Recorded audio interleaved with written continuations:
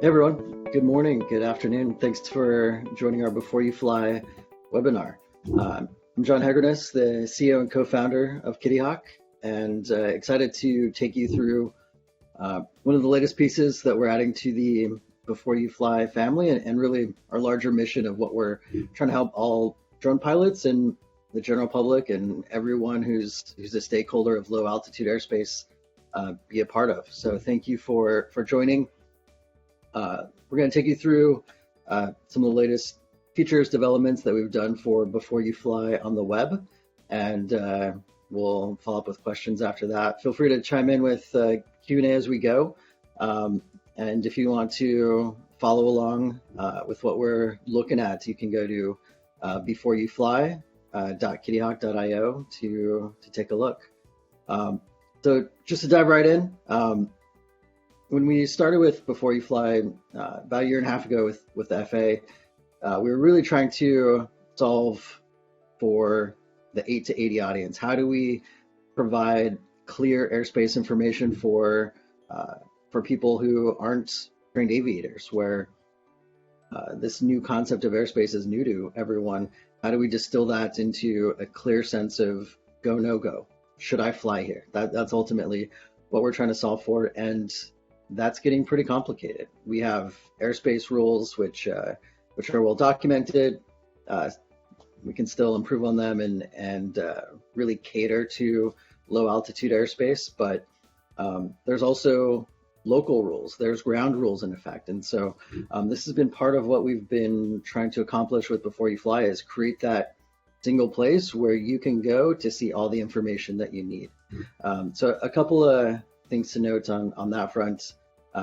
We know that data accuracy is paramount, and you need to be able to see the information, trust it, and understand it. So really two key pieces of functionality that we added towards the end of last year on the Before You Fly mobile apps, available on Android and iOS, and now here on the web as well, is how do I learn more about a location? So probably one of the biggest questions that we get is around small airports. Here we have San Rafael Airport, just a small municipal. If I click more over here, I see that this is a private facility. It's operational, but it's not in controlled airspace. So how do we think about this? And a lot of people have questions about flying near airports. Not all airports are created equal. Whereas if we go down here to SFO, to Oakland, we see that these are colored in, and these are controlled airports where you actually need to get LANC authorization to fly here. But let's say, just to go back to up here, San Rafael, let's say we're thinking about flying up here. And we had a question about what are these areas? What is this airport? You can click here and learn more. Or if you think something is not accurate, you can actually flag it for review. This takes you to a forum, and we monitor this, really trying to crowdsource all of your input. And to date, we've gotten thousands of different submissions where people are helping say, hey, this is a busy airport. This one is not. This one is closed. So all of this is going into making the data that we show more accurate and more actionable for everyone to take part in. The second piece to note is, let's say we're looking to fly somewhere. We're aware of a local rule or just some advisory that would be useful. How do we do that? So here in the menu, you can actually submit data. This takes you to a form to share, hey, what should be on the map that isn't here? And today we've got a lot of really cool, informative submissions. Probably most noteworthy is people want to share where they're going to be flying. And that's a key piece of functionality that we're going to be building into Before You Fly, is enabling that sharing of information. Ultimately, the more we share, the more collective this information is, the safer the airspace is for everyone, with more situational awareness. That's good for everyone. So how can we really facilitate that? So whether you're on web, mobile, these functionality to submit data, flag areas is all available, and we encourage you to contribute. This is helping create a better map for everyone. So Submit as much as you like, flag, shoot us an email before you fly at kidiak.io with other general questions, comments. This is a living, breathing piece of technology here that we want to continue to get better for everyone. So encourage that, and it's helping. So probably the best thing that we can do to highlight that is here in San Francisco, like many places around the country, there are local restrictions. And if I just wanted to come over here and fly at the Golden Gate Park, if I'm just looking at the map, looks like a wonderful place to fly. One of the things that we added in is this idea of local layers. What are the takeoff and landing restrictions that actually apply? And you can see when I toggle that on, the map of San Francisco starts to look a lot different. All of these areas are parks that actually have takeoff and landing restrictions. So in the eyes of the FAA, the airspace is Class G, it's uncontrolled. It's a good place for your drone to be, but there are actually local restrictions for taking off and landing in those areas. I know personally down here, I used to really enjoy flying near the Lake Merced area. Now I have a much better picture of where that should happen or not. So these are all local layers that we're building in really across the country. So if you're a knowledgeable drone pilot, please send us that information. If you work for a city agency that would like to see your information displayed for the millions of Before You Fly and Kidiak users, please submit or send us a note.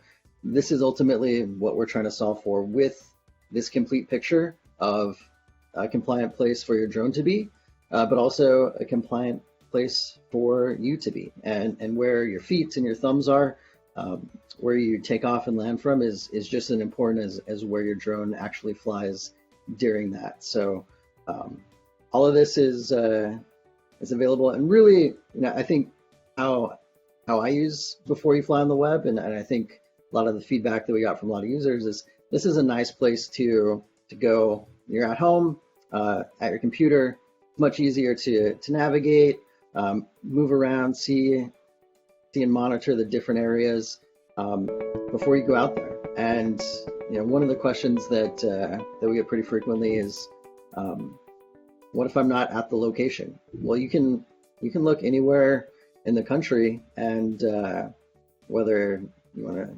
pinch and scroll, search for a location, you can do that here. You can put in coordinates, you can put in city, state, whatever you want to, and actually search for where you're going to be flying. If you're traveling, you can do all of this right from the search area and plan your flights. Before you fly can mean, hey, I'm about to take off, or it could mean I'm flying later today, tomorrow, next week. The web is really a nice place to navigate and scope out where are good places to fly, what are restrictions that I need to think of, and also really trying to keep in mind, are these airspace restrictions, or are these more similar to San Francisco, the more operational takeoff and landing restrictions that we should think about. One other piece here that I'll note is we have a register button here. I think a lot of drone pilots know this already, but for new pilots, recreational and commercial, it's important to register your aircraft and also re-register. Make sure that you keep that up to date. So this is here in the menu. We have other resources, contact us page, FAQs. All is designed to help give drone operators, especially those of us that are new to drone flight, more resources to really educate themselves and plan their flights accordingly. So we love hearing all your feedback. We love all the questions that we get. We know that this is complicated information that we're really trying to help distill and help people understand. Where's a good place to fly? When do you need LANC approval? When don't you? But ultimately, a great place to really scope out and understand where should you fly, and how do you do that in a safe and compliant manner. Just a few more ins and outs before we kind of get to some questions. If you click this layer button, it gives you all of the different types of layers that and data sources that we provide. A lot of these are FAA data sources that relate to the airspace. We use these same data sets for LANC and providing LANC airspace authorizations. Some of these are specific to all airspace, whether it's controlled or uncontrolled, such as the local layers, the national parks, places where we're trying to help you understand not just airspace rules, but where you should or should not fly. You can look at all those. Also, if you have a preference on the styling, you can choose that. And then, I think the other piece that's pretty cool about the web that I think we really try to think about is the shareability. These URLs are specific depending on wherever in the map that you tap. You can share this with people on your team, Twitter, wherever is useful to share this information if you want to discuss it and take people right to the place where you're actually thinking about. You can also share specific advisories right from this right-hand column that has the advisory information. You can share this. So really, we're trying to think about the web as a place where you're at your computer, you're doing more in-depth research, you might be doing more collaboration with your friends, your team. Really a nice way to, at the comfort of your office or home, plan your next flight. So that's our mission here at Kodiak, is to enable flight and to really empower low altitude airspace, and how we can continue to integrate drones into what we need to do with this technology to enjoy it and make use of it, and really see B4UFLY being a key piece of that.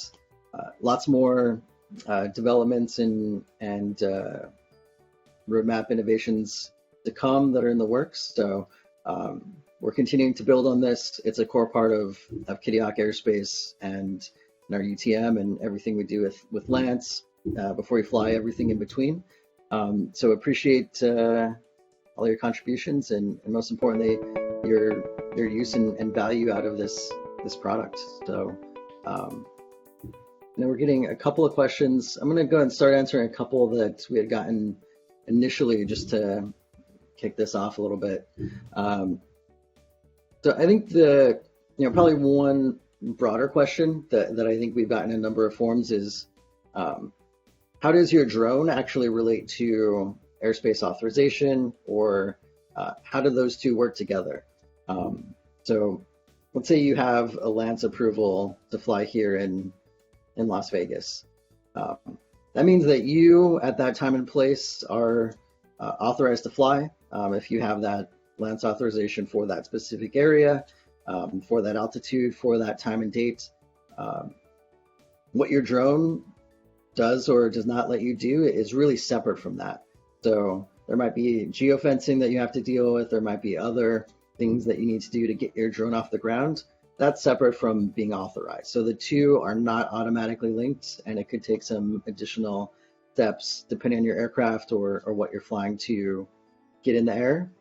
LANC or that authorization is really that first step to be able to fly compliantly.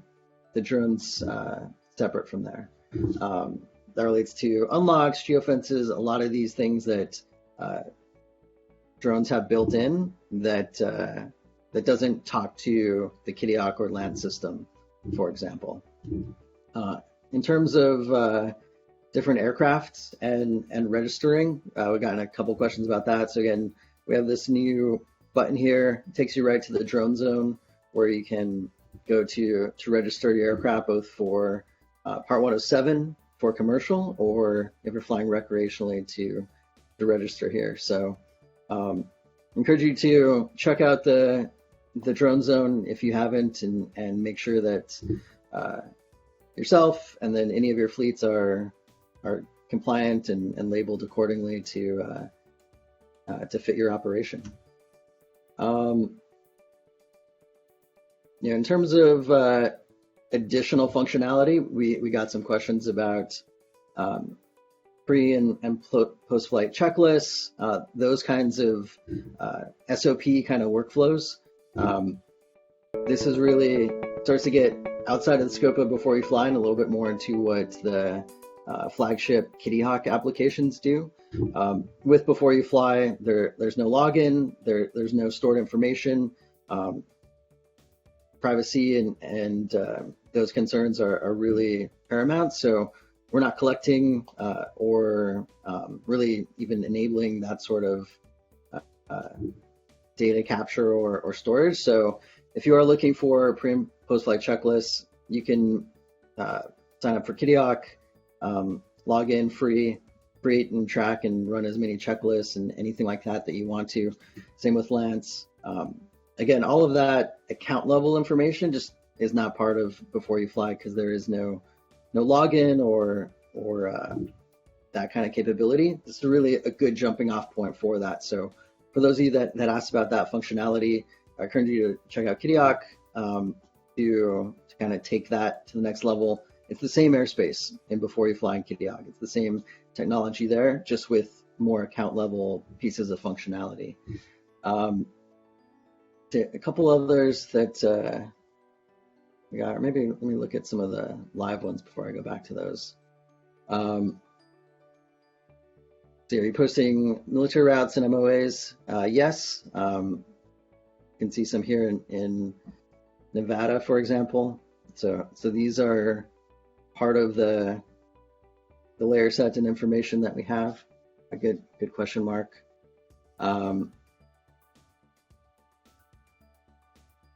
So in the app versus web, this is one of the differences where we're looking at changing this perhaps for mobile, where you can turn on or off these different layers. This is what we do natively in Kitty Hawk, and we did this on the web. We'll likely be bringing that to mobile here in some future updates. DVAST, in terms of these small airports, what do we do? And really, the most important thing to think about, and this is not something that I think is natural for us to consider, is the different types of airports that are there. So if you're seeing airports with this controlled airspace, coloring and information Class B, down here we have Class D, Henderson, smaller airport. This is controlled airspace. This is where you need to get authorization to fly. If we see some of these other smaller airports just with these different icons here, these are all over the country. You do not need authorization to fly at uncontrolled airports. This is, as you see here in green, uncontrolled Class G airspace. You're good to fly. The most important thing is understand if you are flying near an airport. Is it busy? Is it deserted? Is it a busy time of day? What's the traffic like? So be mindful if you're near an airport. Just understand you don't need authorization, but you should have really extra vigilance when you're near these small airports, heliports. All of that is something you should consider. But it is an okay place to fly. Just you want to be extra safe in those circumstances. The difference between Before You Fly and Kitty Hawk. Before You Fly is really a simple place to get airspace information and some of the crowdsourcing, some of these other places, but really a good starting point.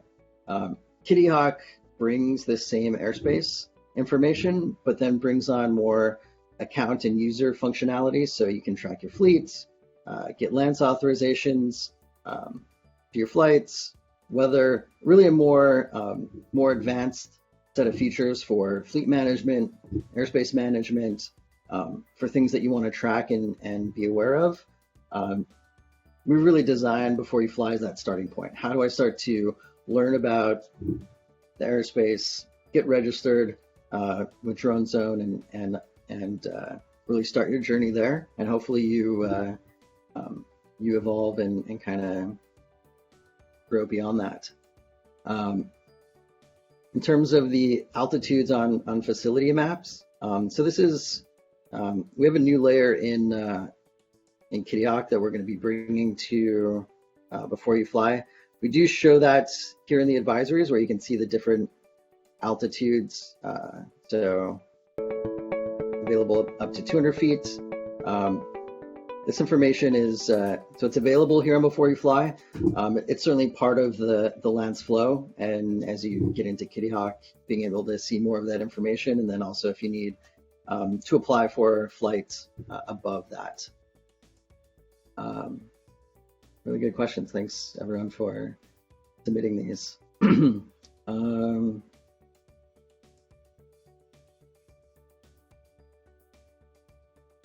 Let's see what other questions we have.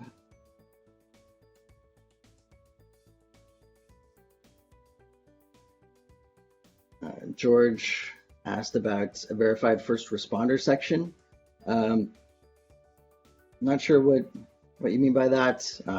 Please feel free to shoot us an email before you fly at kittyhawk.io and expand upon that. I think more broadly, certainly one of the things that we see being valuable is what different levels of information do we need to share really for the safety of everyone enjoying the airspace. And there's certain information that is useful pilot to pilot or aircraft to aircraft. We see a lot of that activity being submitted, and that's part of some of the capabilities we're going to be adding to let people actually share their intent to fly and then be able to deconflict and strategically plan their flights accordingly. But there's also a lot of use case for more information or additional information to be shared for public use. So I'm happy to learn more there. George, if you want to shoot us a note.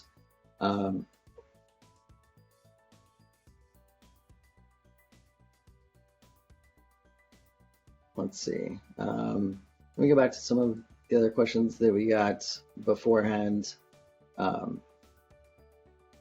Let's see, in terms of some of the new regulations that are coming out with remote ID, flight over people, flights at night, as those rules come into effect over the next months to years, Kitty Hawk and Before You Fly will certainly have any information, required functionality to enable those kinds of flights. So we're still a ways out from those coming into effect, but as they do, we certainly want to help inform of how people can take advantage of having more access to the airspace and really how to do that safely.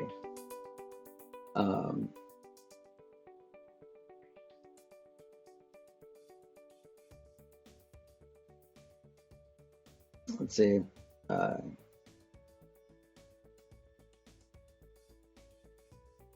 Maybe one last question that we had beforehand that I think was kind of interesting is, should everyone's screen look the same no matter where you live?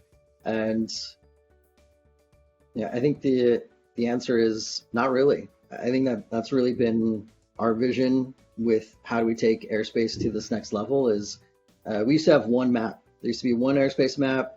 You could print it out, you could get in paper form, and everyone was looking at the same information.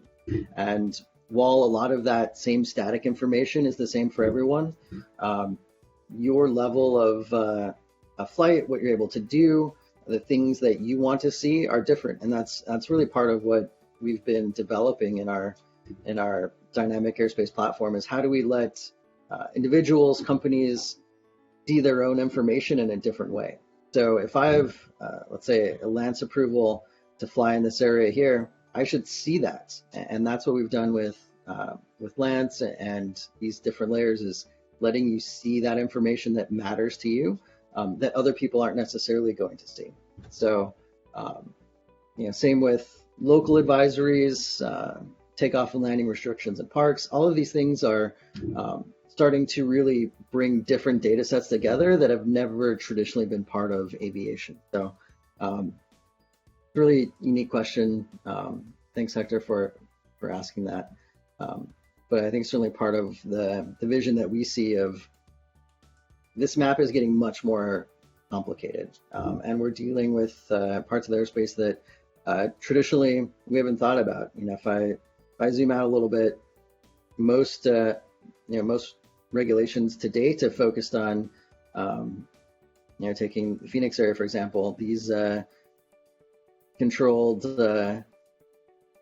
airports where we need lots of approval, where most flight activity is happening. But in all of these areas that are not colored, that's uncontrolled airspace where you're good to fly. How do we make that information more useful for everyone? We'll take a couple more questions and then wrap it up. I appreciate everyone's participation here. It's been really cool. In terms of TFRs, those are updated by the minute. So that's a much more dynamic kind of layer that you'll see. Some TFRs or flight restrictions. If we go to Disney World, for example. World.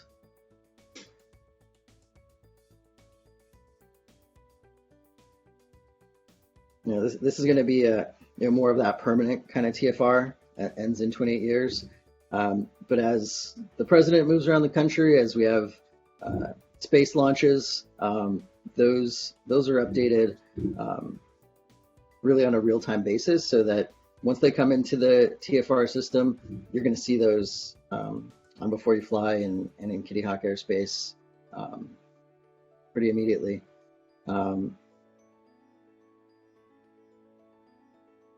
Let me see if there are any others that I missed.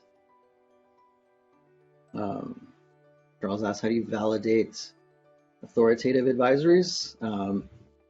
Really two ways. So one, using authoritative data sets, primarily those coming from the FAA, and using those same data sources that we do as we use for Lance and our USS UTM operations.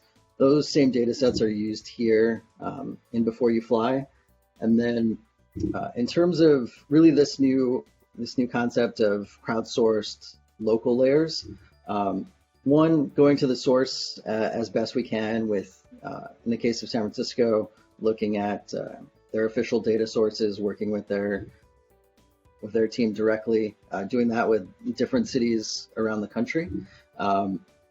So going to the authoritative source, but then also recognizing that there are some very knowledgeable drone pilots, within our community that are sharing probably better information than cities might be able to provide.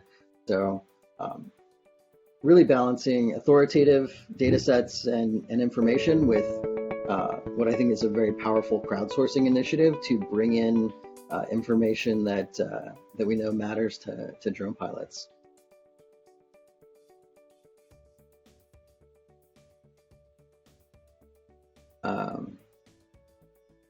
So another question from Charles.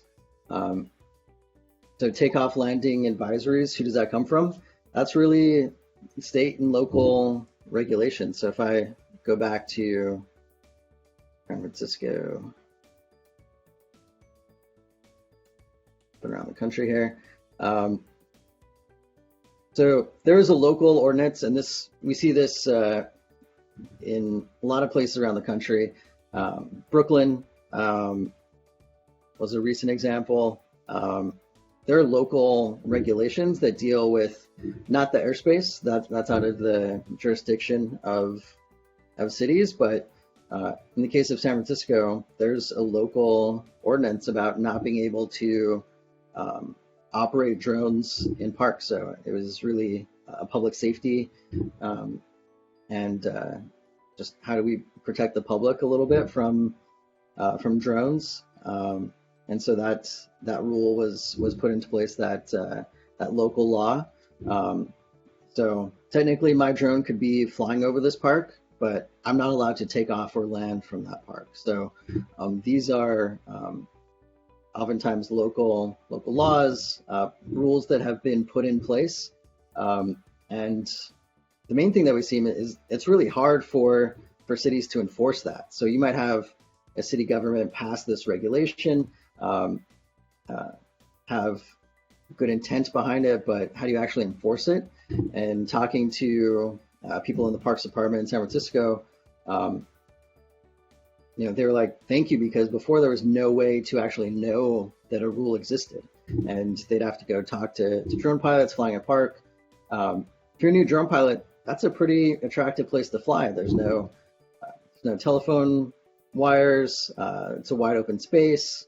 It's probably a better place to kind of get your feet wet. But without knowing that these local restrictions are in place, it's pretty tough for law enforcement, parks and rec people, and drone pilots to really get this sort of information. In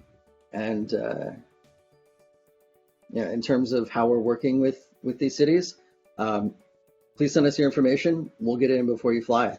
I think there's some additional functionality that we've heard from cities that would be cool to have more dynamic layers. If there's a marathon or a soccer game or farmers markets, just ways for them to inform the public of more dynamic layers. But for now, submit your data, send us your data. We'll put it into before you fly and really have an impact. I think that's the biggest thing that we've seen work well here locally. We're based in San Francisco, but it really extends around the country, where this is great for drone pilots. This is great for cities and all of the public safety and parks people that are having to enforce these rules.